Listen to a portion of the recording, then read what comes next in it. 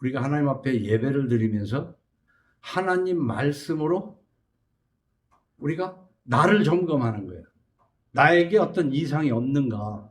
성경 말씀을 들어서 이 세상에는요, 내가 똑바로 하는데도 나를 미워하든가 나를 폄하하려고 지적하는 것도 있어요.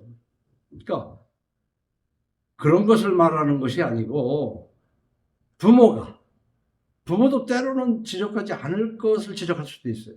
그러나 성경은 절대적인 거예요. 성경을 읽어서 내가 이상한가 안 한가를 우선 알아서 잘못했습니다, 시인할 걸 시인하고 고치겠습니다, 하나님 앞에 아뢰고, 그런 삶으로 가면 미래는 내가 보장하는 것이 아니고, 자기 자신이 보장하는 것이 아니고 하나님이 보장하시는 줄로 믿으시기 바랍니다. 이게 신앙생활이에요. 그래서 이제 지난주에는 우리가 예수 믿는다는 것이 무엇이냐 하면 소통이다 그랬잖아요. 그랬을 때 여러분은 어떻게 생각했어요? 나는 하나님과 어떻게 소통을 하는가? 과연 하나님과 소통을 잘 하고 있는가? 응? 그것을 느끼고 이제 다른 주일보다는 하나님과 더 소통을 했다면 잘한 거야. 근데 뭐 예배 드리고 난 다음에 쓱 지나고 한 주간 동안에 생각도 없이 하나님과 소통하는 것이 지냈다 그러면은, 그게 쌓여서 자동차에 어떤 문제를 발견했는데도 손보지 않고 계속 가다 보면 언젠가 그 자동차가 퍼진다, 그런 얘기를 내가 하는 거예요. 그건 틀림없어요. 그래서 옛날 속담이 참 재밌는 건데, 이런 단상에서 얘기하기를 조금 뭐하지만, 방구가 잦으면 그 다음엔 똥을 싼다니까. 화장실 간다고 그렇게 표현을 쓰지만 옛 어른들이 한 말이 똥을 싼다, 그렇게 말을 했다고. 철파닥해지는 거야. 그래서 오늘은 예수 믿는 것이 무엇이냐라고 한다면 저는 이렇게 얘기하고 싶어요. 하나님을 믿고 하나님을 바라며 하나님을 사랑하는 것이 예수 믿는 것이다. 하나님을 믿고 바라며 사랑하는 거다. 우리가 고린도전서 13장을 보면, 내가 어렸을 때는 말하는 것이 어린아이와 같고 깨달는 것이 어린아이와 같고 생각하는 것이 어린아이와 같다가 장성한 사람이 되어서는 어린아이의 일을 버렸노라. 우리가 어려서나 지금이나 똑같으면 그 문제, 사람이 변함이 없어야 된다는 말은 그런 의미가 아니라고요. 날로 변해야 되는 거 아니야. 어떻게? 하나님의 말씀을 향해서 날로 변해야 되는 거예요.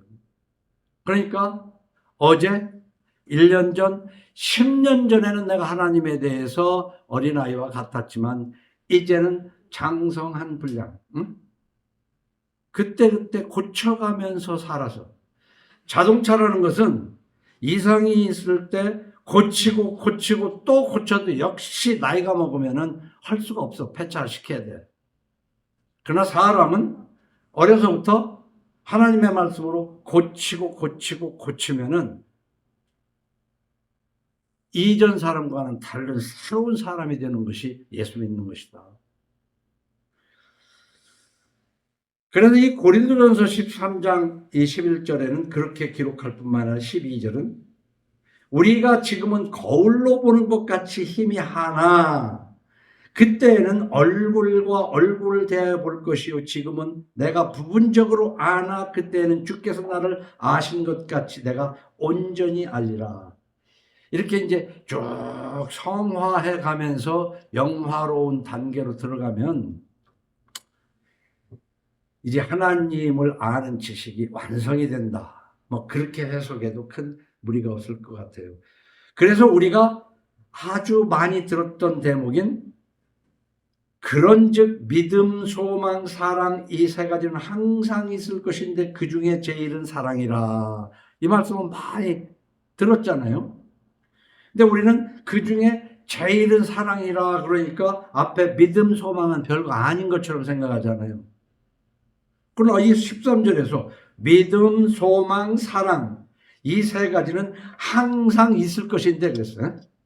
항상 있을 것인데 그 중에 제일은 사랑이라 해서 사랑을 좀 강조했지만 믿음, 소망, 사랑 이것은 하나님 믿는 사람이 항상 있어야 된다는 것이지 무엇에 대한 믿음, 소망, 사랑이냐. 당연히 하나님에 대한 믿음, 소망, 사랑. 이걸 바꿔서 말하면 환원이라는 게 무슨 뜻이냐. 의존이다. 전 그렇게 생각해요. 의존. 우리가 신앙생활을 할 때는 단어도 깊이 묵상을 해야 돼요. 바로 알아서. 그래. 그 중에 제일은 사랑이라 할 때 사랑이라는 말은 혀로 말한 것은 다 똑같이 말하는 것 같아도 듣는 사람이 사랑은 하고 생각은 다 달라. 사랑 어떻게 하는 게 사랑인가? 사랑도 층층이 다 달라요. 돈을 사랑하는 일만 하게 뿌리가 되는 돈을 사랑하는 것도 있는가 하면은 친구들끼리의 사랑이 있고 형제 간의 사랑이 있고 질이 달라요. 사랑이. 부모 자식 간의 사랑이 있고 부부 간의 사랑이 있고 하나님의 사랑이 있어. 그런데 그 사랑의 의미가 뭐냐 해서 성서적으로 하려면은 어떻게? 고린도전서 13장에서 그 사랑에 대해서 사랑은 오래 참고로 시작하는 게 있잖아요. 그러니까 이 단어 자체도 우리가 똑같은 말씀을 읽어도 이해는 다 달라요. 그래서 오히려 서로 반대로 이해하는 것도 말씀이다. 믿음, 소망, 사랑을 환원하면 저는 오늘 의존이다. 그래서 의존은 사전적으로 이렇게 얘기해요. 다른 것에 의지하여 존재하는 거예요. 뭔가를 의지해서 존재하는 거예요. 존재하긴 존재하는데 이것을 또 다른 말로 보면 중독이다. 뭐에 중독되면 그것을 의지하는 거죠. 응? 약물 의존적, 의존, 물질 의존적, 부모 의존적, 의지하는 거야. 그리고 거기에 소망을 두고 그것을 사랑하는 거야. 그래서 오늘 믿고 바라며 사랑하는 이것을 줄여서 의존이라는 단어로 할 때 하나님 의존적 삶이 그것이 예수 믿는 것이다. 근데 솔직한 얘기로 30여 년을 목회하면서 내가 볼 때 목사, 장로, 집사, 권사 뭐 할 것 없이 정말 하나님 의존적인 사람을 많이 발견하기가 쉽지가 않아요.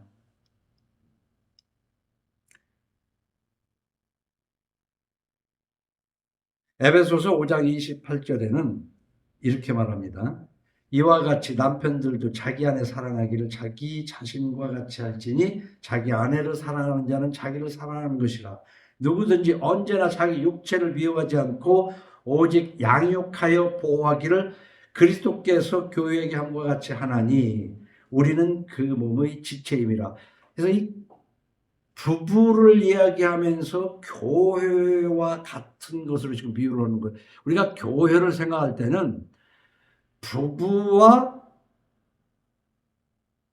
같이 생각을 해야 돼요. 그런 의미로 생각해야 돼요. 그래서 그러므로 사람이 부모를 떠나 그 아내와 합하여 우리가 부부가 되려면요. 먼저 부모를 떠나야 됩니다.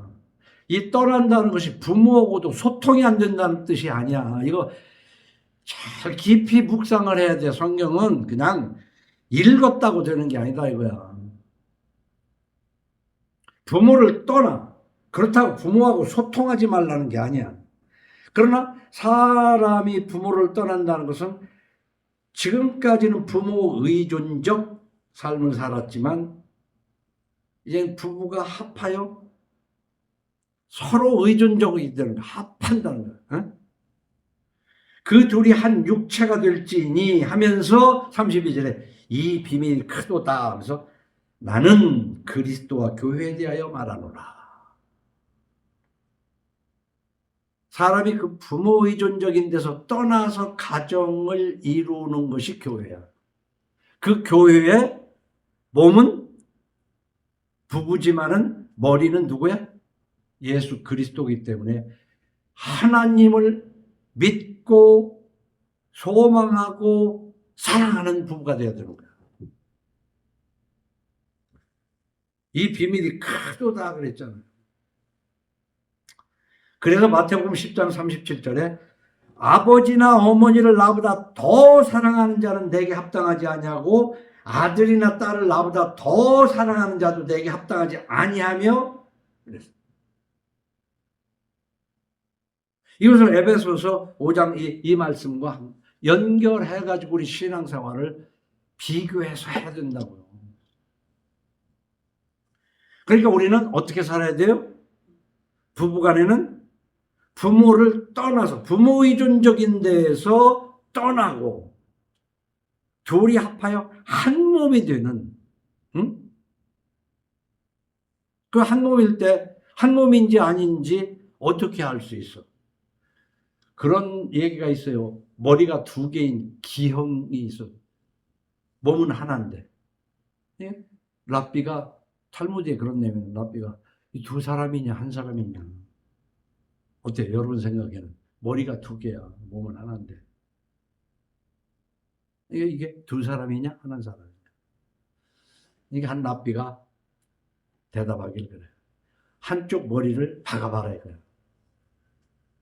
그러면 그 옆에 머리가 찡그리면 이거 한 몸이고, 군밤을 줬는데도 옆에서 아무런 반응이 없고 뭐 한다면 그건 두 사람이지. 부부도 마찬가지야. 내가 다리를 긁었는데 시원하지 않으면 그건 내 다리가 아니라 목발이라고, 고무다리라고.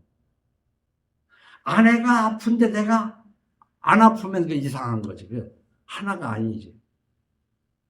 그게 동고동락이라는 표현으로 하는 거예요. 같이 고생하고 같이 즐거워요. 그래서 오늘 의존적인 것에 대해서, 하나님 의지하는 것에 대해서 내가 이렇게 설명을 하는데, 아버지나 어머니를 나보다 더 사랑하는 자는 내게 합당하지 아니한 것에 비해서 시편 123편 2절에는 저는 참 이 말씀이 너무나도 좋았어. 그게 하나님을 믿는 것이 이런 것이다. 상전의 손을 바라보는 종들의 눈같이. 우리 애기들은 이런 걸 잘 모를 거야. 옛날에는요, 정말 우리 대한민국은 지난 시간에 얘기했지만 6.25 전쟁을 통해서 얼마나 정말 어려운 나라였어요. 뭘 먹느냐가 중요한 게 아니야. 배고프지 않게 사는 것이. 그래서 많은 우리나라 사람들이 오늘 저녁도 굶고 자나 하는 것이 우리나라 사람들이 일반적인 가정이었어요. 오늘은 좀 안 굶고 잘 수 없나. 근데 지금은 뭐예요? 그런 집 있어요? 몰라도 어디는 저기 보이지 않는 데는 있어요. 일반적으로 우리가 표면상으로 만나는 사람들은 그렇게까지는 아니라고. 그럴 때, 왜, 뭔 얘기 있어? 무슨 일 있어? 어?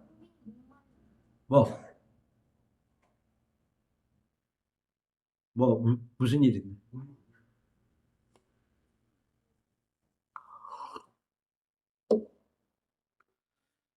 이 상전의 손을 바라보는 종들의 눈같이.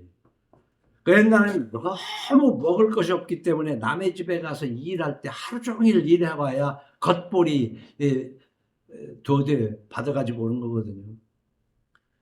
그런 사람들은 일을 마치고 집에 갈 때 그 일 시킨 사람이 뭐를 좀 싸주지 않나 하는 말로도 못하고 그냥 안 주면 많은 거지 뭘.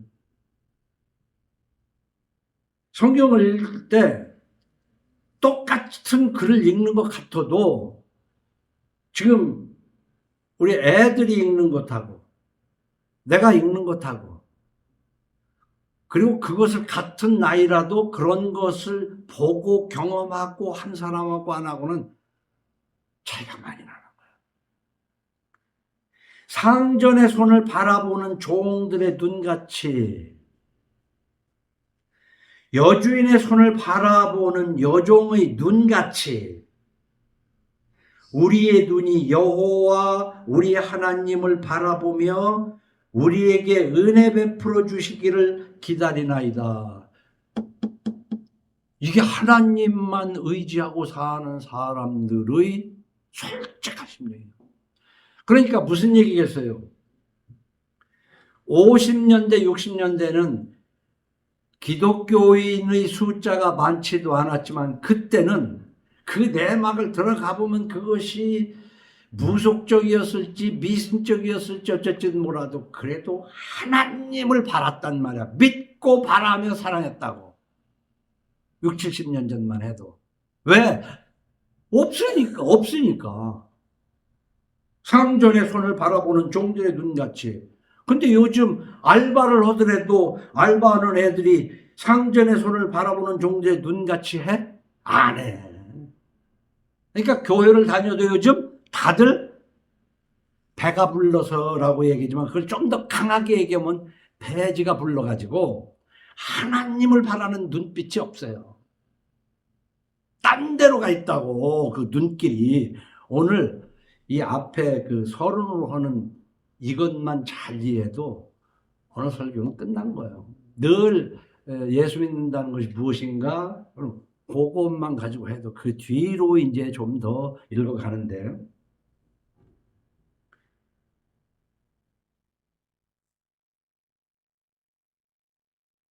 요즘 한국이 너무 물질적으로 넉넉해져 가지고 어디에 가서 일을 해도 배짱 부리지 그 지금 여기에 주모 같은 걸로 이러는 게 아니라고. 써주려면 써주고 말려면 말고. 그러니까 이 건물을 지을 때 1990년대 초만 해도요. 그래? 내가 이런 소리 했다고. 이런 사람 구하기 어려워요. 왜? 이렇게 하다가 뭐 일 잘못한다고 지적을 하면은 싹 한번 쳐다보고 쌍시오 소리를 하면서 옷을 딱 벗어서 관두면 될 거 아니야 그런다는 거야.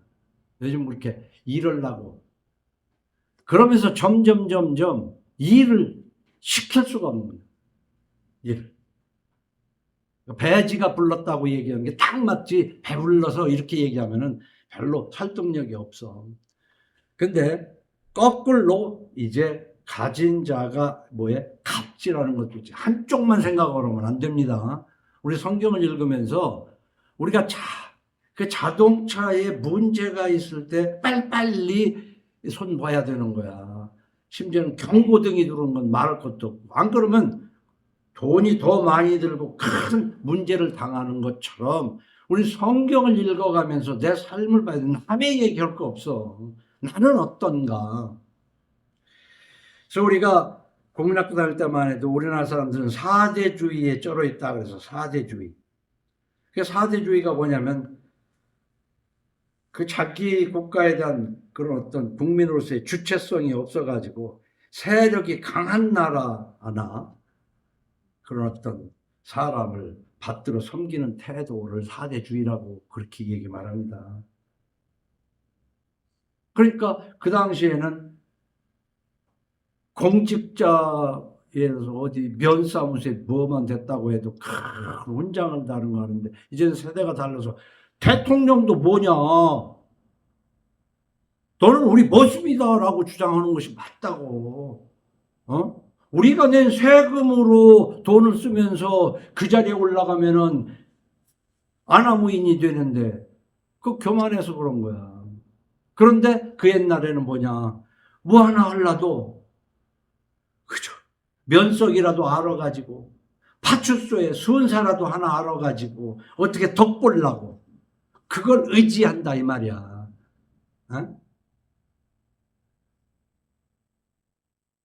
근데 지금 그 얘기 하려고 그러는 거예요. 우리는 하나님을 그렇게 의지해야 된다 얘기지.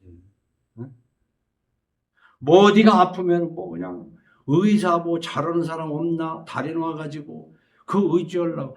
하나님을 의지해야 할 사람이 지금은 하나님보다도 너무 의지할 게 많다는 얘기야. 그래서 하나님과 소통을 하면서 하나님만 의지하고, 우리가 아이들을 기르면은 때가 되면은 결혼을 시켜야 되는 거야. 특별히 하나님으로부터 은사를 받아서 독신으로 은사를 받았으면 어쩔 수 없는 거지만, 그런데 떠나보내야 되고 부모를 의지하는 걸 끊고 둘이 연합해서 교회를 이루고, 너와 나는 이 교회의 몸이고 우리의 머리는 그리스도다. 그 가정 성화 교회가 난 성서적이라고 봐요. 괜히 하는 얘기가 아니야. 나름대로 책을 읽고 기독 교회사를 보고 여러 가지를 볼 때 성서에서 너무 벗어났다고요. 그리고 교회를 와봐야 교회가 교회도 아니면서 의지하는 것이 엉뚱한 것만 의지하게 만들어.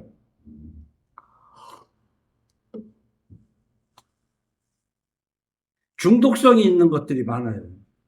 도박, 술, 마약, 돈, 이런 것 등을 초월해서 하나님만 믿고 바라며 사랑하는 하나님 의존적인 여러분들 예수 이름으로 축원합니다.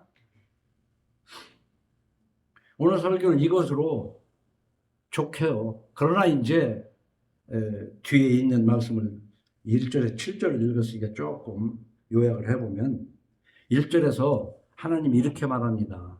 여호와께서 이르시되 패역한 자식들은, 이래서 말을 해도 이 나쁜 놈의 자식들, 이런 이 자식을 또 우리 순수한 말로 하면 새끼들 그 말이야.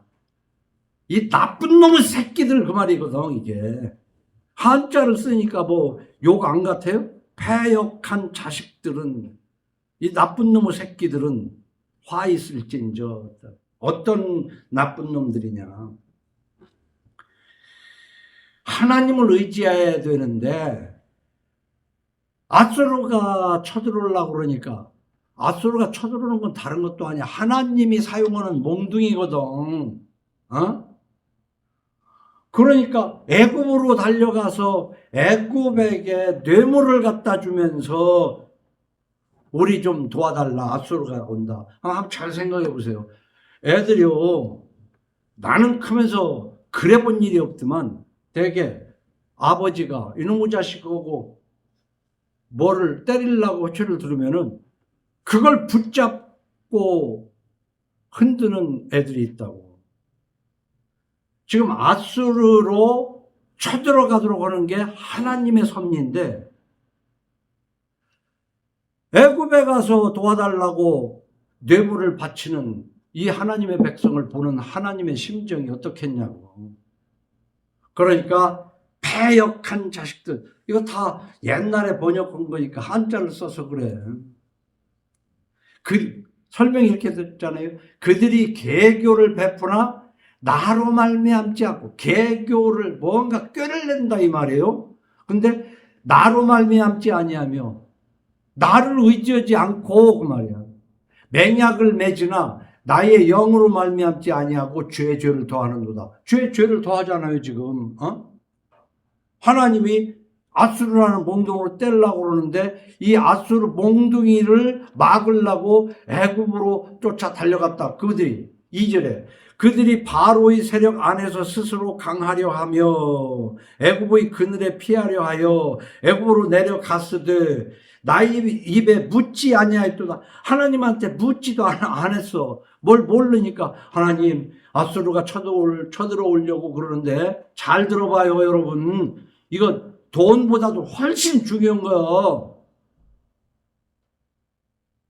지금 앗수르가 쳐들어오려고 그래. 하나님한테 묻고, 하나님 앗수르가 쳐들어오려고 그러는데 내가 애굽에 가서 도움을 청할까요? 하고 물어야 될 거 아니야. 그러면 하나님이, 야 임마, 애굽에 가서 청하기는 내가 앗수르로 너를 지금 치는 거야.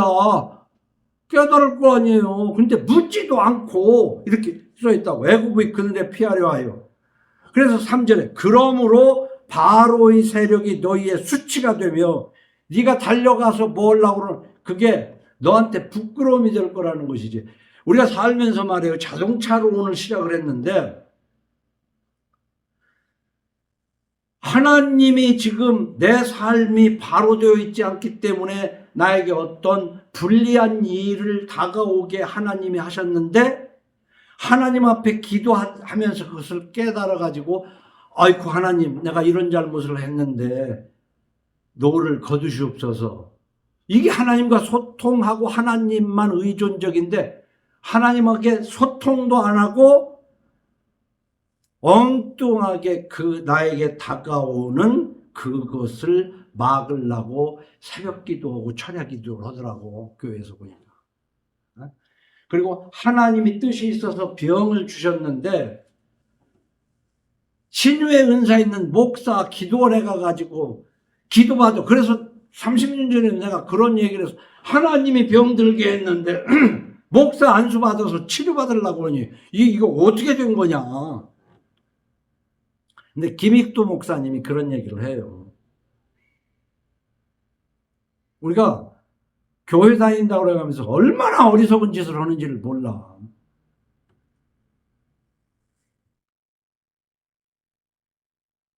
나는 오늘 여러분들에게 이미 했던 얘기지만 시편 127편을 내가 자주 소개하잖아요.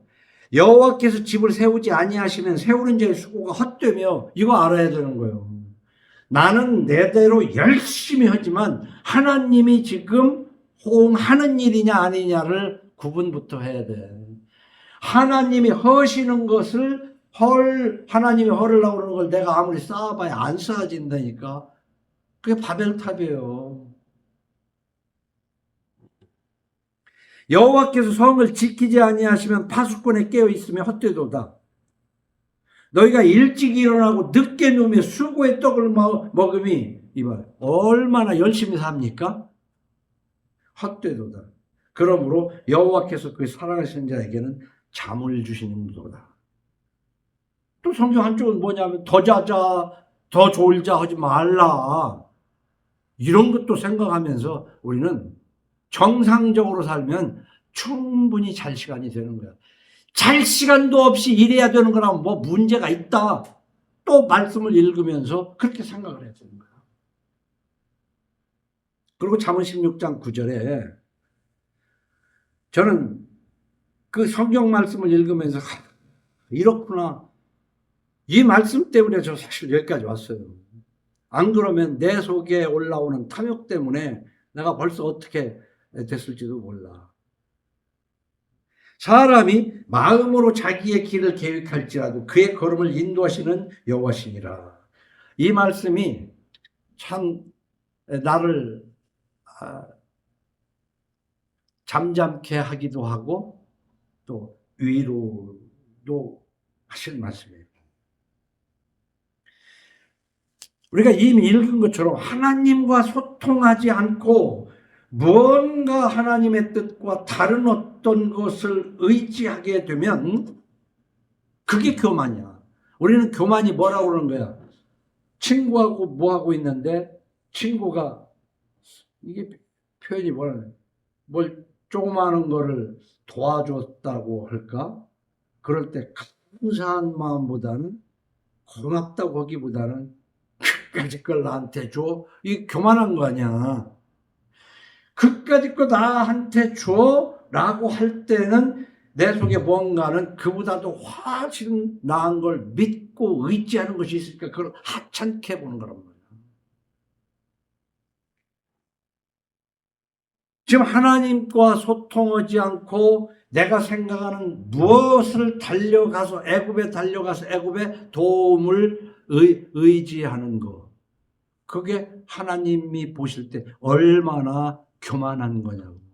그래서 교만은 패망의 선봉이요. 이렇게 하나님은 말씀하시는 거다. 시편 42편 8절에 이렇게 써 있어요.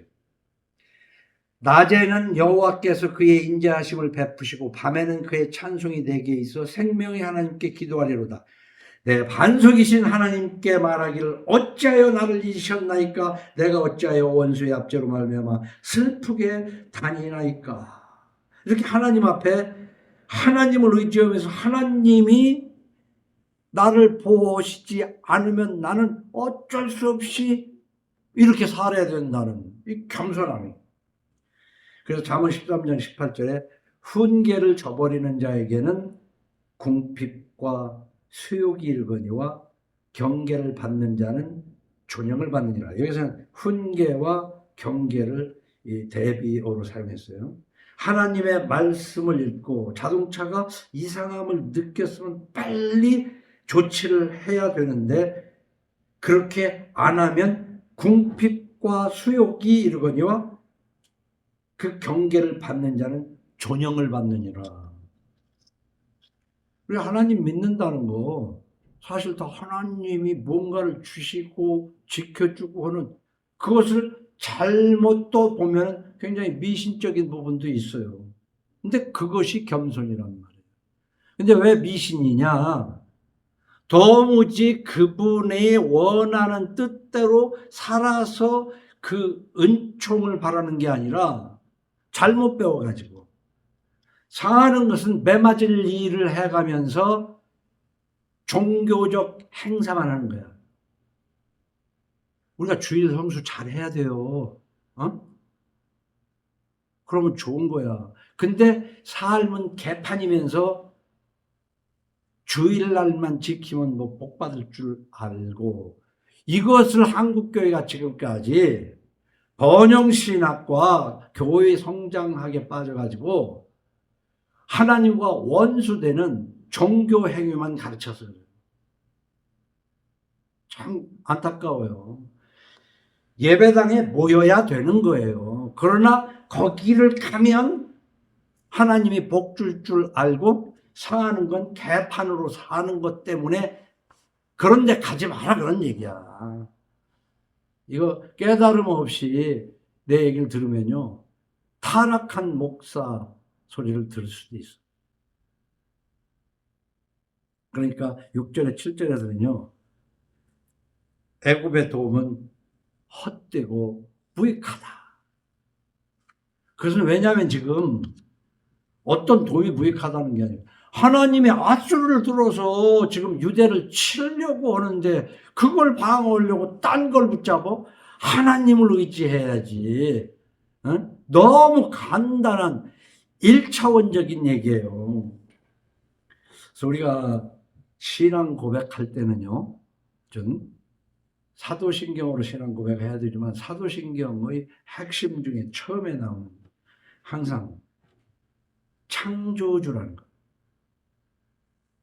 만물을 만드신 분에 나는 저 길가에 아니면 이 집에 먼지 한 띠끌에 불과한 존재라는 것을 우선 알아야 되고 그럼에도 불구하고 코끼리나 기린같이 아무리 큰 사자 같은 짐승에도 없는 하나님의 형상이 내 안에 있다는 것을 창조주와 피조물 간의 그 지식을 가지고 나는 특별히 하나님의 형상이 있는데 아담과 하와 때문에 갈라진 세워진 담이 있는데 예수님이 내 죄를 대신하여 십자가에 죽으셨다는 걸 믿음으로 하나님과 화목하게 되는 이거는 언제든지 잠시라도 까먹으면 안 되는 얘기다 이 말이에요. 그러면은 그런 티끌로서 하나님의 허락이 없으면 아무것도 가지지 않는 사람이야. 하나님이 원하지 않으면 다시 말하면 하나님이 원치 않는 걸 내로 노력을 해가지고 1조 원을 얻는 것보다 하나님이 허락하신 100만 원 가지고 사는 것이 그것이 하나님을 믿는 사람의 삶이다. 그 말이에요. 그것이 훨씬 나아요. 그러니까 채소를 먹으면서 송아지를 먹으면서 다투는 것보다 채소를 먹으며 서로 근데 여기는 그런 얘기죠. 아이 채소를 먹으면서 서로 사는 것보다도 살진 송아지를 먹으면서 사랑하면 더 좋잖아. 근데 내가 보니까 안 되더라고 그게. 채소 먹을 때는 땅콩 하나도 갈로 먹는데 살진 송아지 먹을 때는 돌아서서 그것만 배 터지게 혼자 먹지 옆에 땅콩을 먹는지 뭘 먹는지 신경 안 쓴다니까. 그래서 옛날에는 우리 그 신학이 청빈을 말했단 말이에요. 가난하면서도 깨끗한 삶을 얘기했는데, 이 번영신학이 들어오면서 조은교 목사가 엄청나게 교회를 키워서 기네스북에 올라간 세계적인 교회로 만드는 것 같지만, 그게 이 개신교를 싹 다 망쳐버린 거야. 맞는 것 같거든. 그것도 언제? 5, 60년대를 통해서 60년, 70년 산업화되면서 막 경제가 발전할 때 그 신학을 부리져가지고 하나님 앞에 와서 복 받으라고 하는 것이 맞아 떨어져가지고 교회 가면 대박 나는 거야.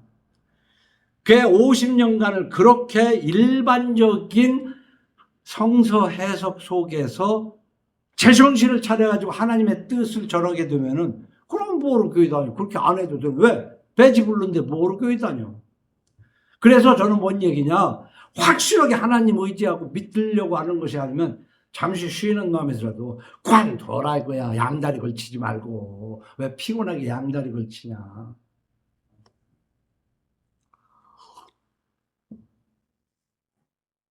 하나님의 허락이 없으면 아무것도 가지지 않는다. 하나님의 허락하면.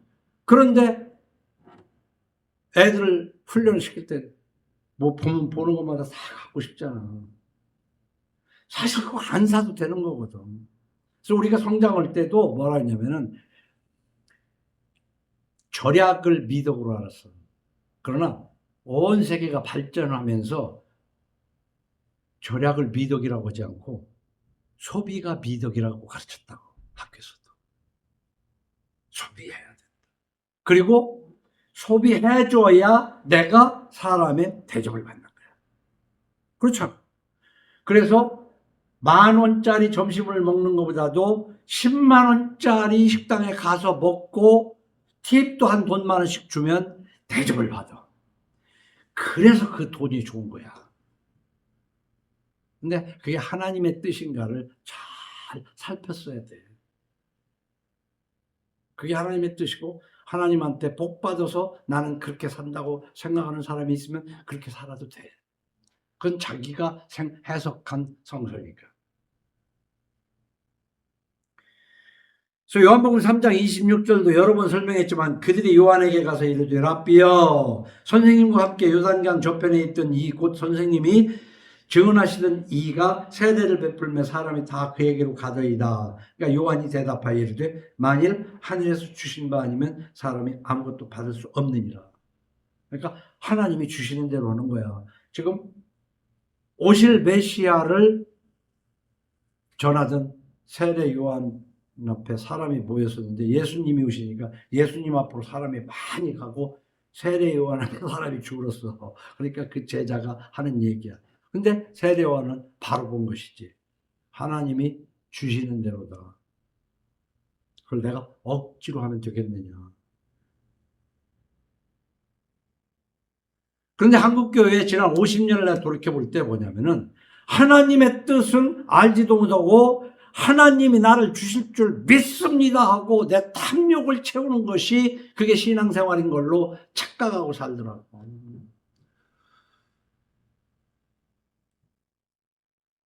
빌립보서 4장 11절 이하에 내가 궁핍함으로 말하는 것이 아니니라. 어떠한 형편에든지 나는 자족하기를 배웠노니, 이 자족하는 것이 뭐냐면은 하나님이 주시는 대로, 하나님이 안 주신 부를 누리는 것보다 하나님이 주신 빗자루로 내 일을 하는 거야. 나는 비천에 처할 줄도 알고 풍부에 처할 줄도 알아. 모든 일, 곧 배부름과 배고픔과 풍부와 궁핍에도 처할 줄 아는 일체의 비결을 배웠노라 하면서 내게 능력 주시는 자 안에서, 이 자 안에서, 그 말이라면 내가 모든 것을 할 수 있느니라. 하나님이 허락하면 못할 게 없어요. 그런데 하나님이 허락하신 것도 아닌데 내가 그냥 하나님이 허락하셨다고 생각을 하고 나 이거 할 수 있다. 하나님이 힘주면 못할 게 뭐 있냐. 하나님이 허락한 걸 아니고 쥐가 한다는 거야. 그래서 저는 이걸 뭐라고 표현했냐면은 교회 잘못 다니면 어떤 것과 되냐. 난 5번은 한 것 같아. 중학교 때 닭 목을 비틀어서 잡는데 잡기 전에 이제 흰 닭이 나와가지고 레고건이 나와가지고 꼭 피를 빼지 않으면 미끈미끈 거려서 먹기가 뻐요. 그래서 닭을 목을 비트는 게 아니라 꼭 피를 빼서 죽였거든. 그 피 빼는 좋은 방법이 뭐야? 그래서 내가 한번 딱 목을 잘랐다 이거야. 그러고 놓아봤어. 그래서 잔인하다 걸진 모르겠지만은 중학교 때 내가 그런 일을 해봤어요. 딱 놓으니까 살았던 것이 목은 떨어져 나갔지만 막 튈 거 아니에요. 피가 막 뿜어. 이걸 비유로 얘기한 게 뭐냐면 얼마나 힘있게 뜁니까? 예수 잘못 믿으면 이렇게 뛰어. 천지분간 못하고 뛰는 게 예수쟁이들이야.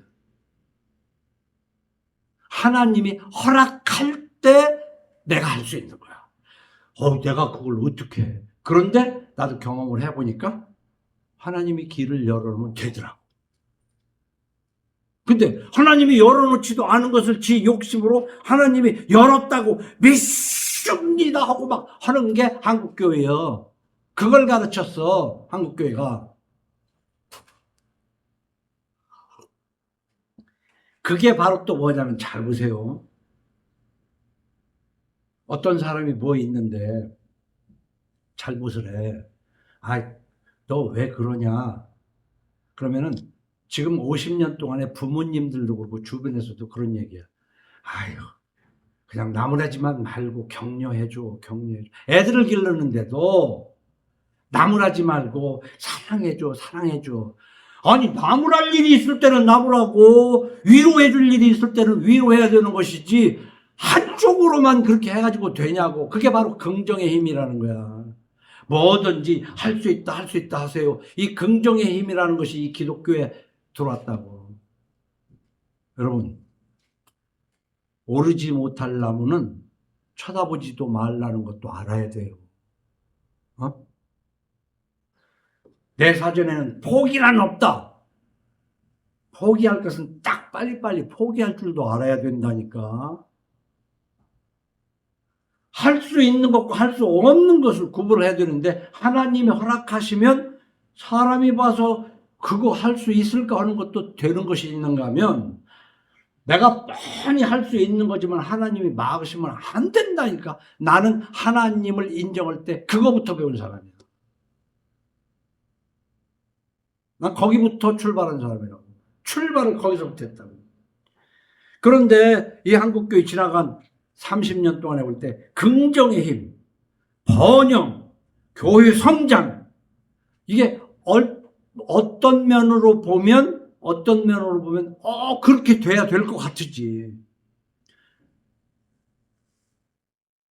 그래서 모세에게도 하나님이 하신 말씀이 너는 내 말을 들어 강하라, 담대하라.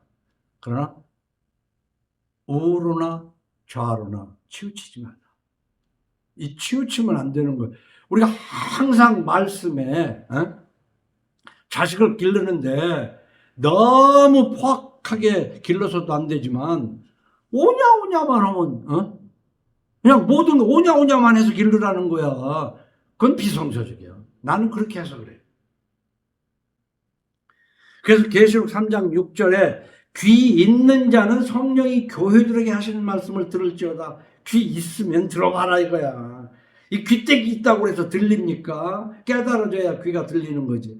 빌라델비아 교회 사제에게 편지하라. 거룩하고 진실하사 다윗의 열조를 가지신 이 곧 열면 닫을 사람이 없고 닫으면 열 사람이 없는, 나는 하나님을 인정할 때 하나님이 허락하시지 않으면 손가락 하나도 까딱할 수 없는 것을 내가 까짓 거 하면 못할 게 뭐 있냐고 객기 부리고 살았구나 하는 이 회한에서부터 나는 하나님과의 접점이 있어요.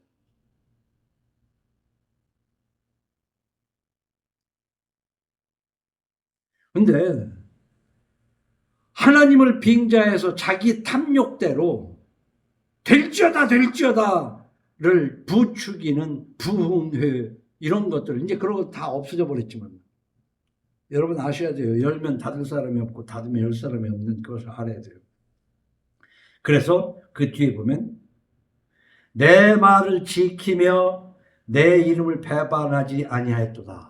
바로 그걸 구분하는 거예요. 신앙생활에 있어서는 하나님과 소통하면서 하나님만 의지해서 하나님이 되게 하면 되는 것이고, 그러니까 결과도 하나님께 맡기는 거지. 근데 우리 한국교회는 지금까지 가르치기를 뭐 했어? 결과를 내가 만드는 거야. 그러니까 이 개판이 된 거지. 그러니까 개판이 된 거야. 얼핏 보기에는 다 이룬 것 같으지. 아니야. 내가 보기에는 아니더란 말이야.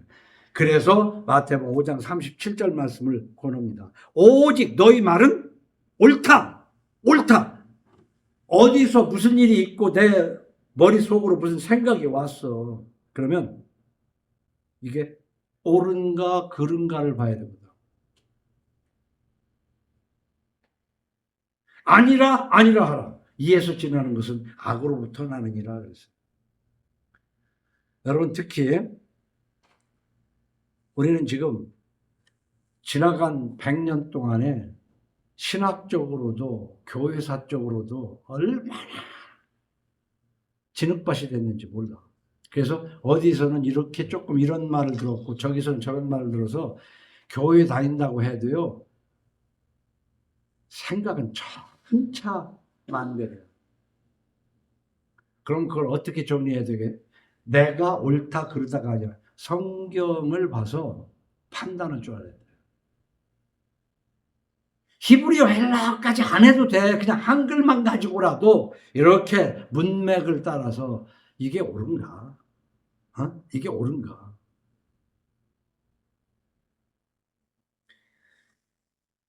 우리가 예수 믿는 것에 가장 궁극적인 것은 영생을 얻는 겁니다. 다시 말해 죽어 천국 가는 거예요. 이 영생을 위해서는 인간이 뭘 어떻게 할 수가 없어. 아무것도 할 수 없어. 십자가에서 죄를 대신하는 그 예수님이 내 죄를 대신하여 죽었다는 것을 믿는 그 믿음 이상의 아무것도 없어. 요한복음 14장 6절에 예수께서 이르시되 내가 곧 길이요 진리요 생명이니 나로 말미암지 않고는 아버지께로 올 자가 없느니라 해서 오직 예수 외에는 없어.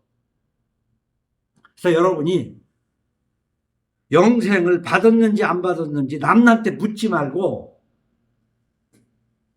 얼마 전에 보니까 코비드19 테스터 약국에서 5,000원씩인가 팔았잖아. 그 콧구멍에 넣으면 나 코비드 걸렸는지 안 걸렸는지 이렇게 줄이 나오잖아. 내가 여러분한테 영생 테스터를 3구절을 줄 테니까 한번 잘 읽어봐요. 이미 보내준 거. 요한복음 3장 34절. 하나님이 보내신 이는 하나님의 말씀을 하나니 이랬어요. 그러니까 여러분이 지금까지 목사의 설교를 몇 편이나 들었는지 모르겠지만은 목사의 설교를 아멘 하면 안 돼. 이게 정말 성경에 있는 말인가를 구분해야 돼. 하나님이 보내신 이는 하나님의 말씀을 하나니 이는 하나님이 성령을 한량없이 주심이니라.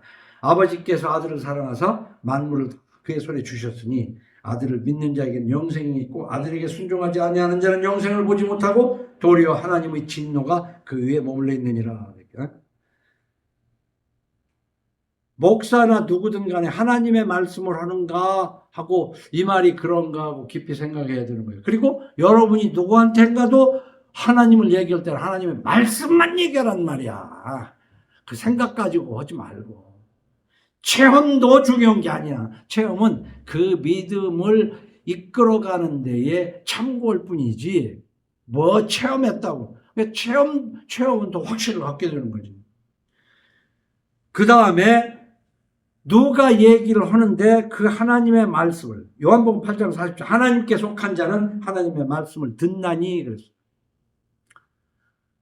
영생을 얻은 사람이면은 성경을 읽으면서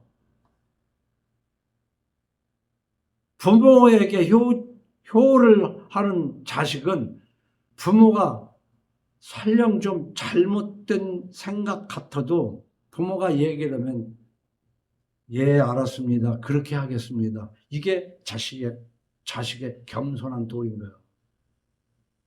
근데 부모의 말은 때로는 들으면 안 되는 것도 있어. 그러나 하나님의 말씀을 가지고 어깃장 놓으면은 그 영생 얻지 못한 증거야. 디도서 2장 11절. 모든 사람에게 구원을 주시는 하나님의 은혜가 나타나 우리를 양육하시되 경건하지 않은 것과 이 세상 정욕을 다 버리고 신중함과 의로움과 경건함으로 이 세상에 살고 복스러운 소망과 우리의 크신 하나님 구주 예수 그리스도의 영광이 나타나심을 기다리게 하셨으니 그가 우리를 대신하여 자신을 주심은 모든 불법에서 우리를 속량하시고 우리를 깨끗하게 하사, 이것도 여러 번 했잖아요. 그러니까 여기까지 모든 불법에서 우리를 속량하고 우리를 깨끗하게 하는 것만 믿으면 안 되고 선한 일을 열심히 하는 자기 백성이 되게 하려 하심이라. 그래서 선한 일을 열심히 하려고 하면서 15절 이하에 너는 이것을 말하고 권면하며 모든 권위로 책망하여 누구에게서든지 업신여김을 받지 말라. 여러분, 이 주의를 잘 지켜야 된다는 거, 난 지키지 말라는 뜻이 아니야. 엿새 동안에 하나님의 말씀을 심각하게 지키려고 노력을 해가면서 또 하루는 돈벌이에서 벗어나고 이런 주일 성수여야 되는데 그거 단적으로 어떻게 설명할 수가 없어. 그리고 뭐 교회 가서 봉사하고 때맞춰 기도하고 내 돈 있는 것 좀 해서 좀 남도 나눠주고 하는 것은요, 그거 한다고 교회 다닌다고 천당 가는 게 아니고 영생을 얻은 사람이, 오늘도 한 3주째 4주째 얘기하지만 감기에 들었을 때 기침한다고 반드시 감기 나인다. 주일 잘 지킨다고 해서 천당 가는 게 아니다. 영생을 얻은 사람은 맨날 주일을 엿새 동안도 말씀대로 살고 주일을 지키려고 노력하는 모습이 보이니까 증세다, 증세. 기침, 콧물 하는 것 같은데 우리가 얘기하는 종교생활하는 것들 있죠. 그 증세가 나타날 수도 있고 안 나타날 수 있는 거 아니에요. 감기 걸렸지만 열만 나지 기침 몸살 아무것도 없어.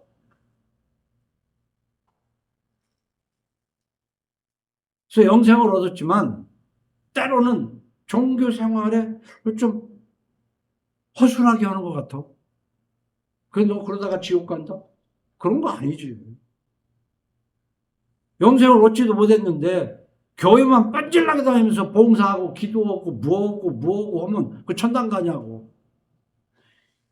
그걸 그렇게 가르쳤기 때문에 한국교회가 이렇게 번성할 수가 있었던 거야. 막 모여가지고 뭣도 하고 그거 전부 다 속은 거야. 구원받은 자의 증세가 좋게 잘 나타나야 됩니다. 그런 사람들 중에 가장 핵심적인 것이 하나님만 믿고 바라며 사랑하는, 곧 하나님 의존적 존재. 하나님밖에는 의지할 게 없어. 이런 여러분 되기를 예수 이름으로 축원합니다.